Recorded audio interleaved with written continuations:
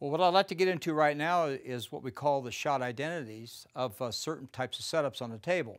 We have three primary shots that come up, and they're quite consistent about 80% of the time.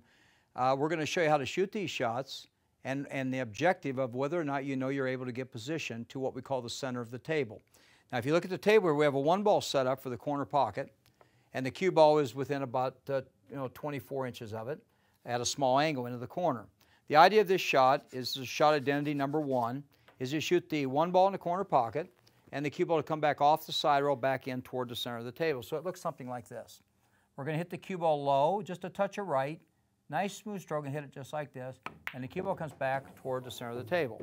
So as you can see, this is called the shot identity, shot number one. Now, this is going to be one of the most common shots you're going to shoot, so keep this in mind. You want to practice this quite often. There's another situation that comes up where you'll see this happen a lot. I notice on TV where the pros are shooting a 9-ball. They'll end up shooting the last shot of the game. It seems like they're cutting a ball in the corner, and the cue ball ends up coming out of this other corner 2 rails back toward the center of the table. So let's go ahead and shoot that for you now. This is low left English, and one other thing I want to add to this is I actually listen to the sound of the ball when I hit it, so the brain connects with the sound before you actually hit it. It knows exactly the sound to make for the shot to work. So we go into this shot, hitting the ball with low left this time and stroking through the shot, and the ball goes like this and it comes back to the center of the table, just like this. So this is what you want to try to focus on, getting it back to the center of the table. So this is shot identity number two. And then the third one is a little bit more complicated. It's sometimes you're not able to draw back, you're not able to do the 1-rail drawback or the 2-railer. So you have to do what's called a 3-railer. And this is kind of what we used to call a force follow shot, but not with a lot of acceleration to it.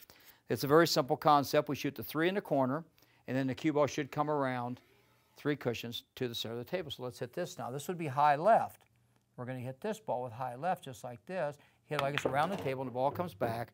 It comes back out to the center of the table. So what I've showed you here is a way of maintaining position of the cue ball by coming back to the center of the table. You've got 3 common shots come up quite often. You've got shot number one, simple drawback, 1 rail to the center of the table. The number 2 shot, which is the 2 rails back to the center of the table. And the third one, of course, 3 rails going around the table to the center of the table. If you learn these 3 shots, you will identify with a better game for yourself. So I hope you've enjoyed this CSI instructional tip.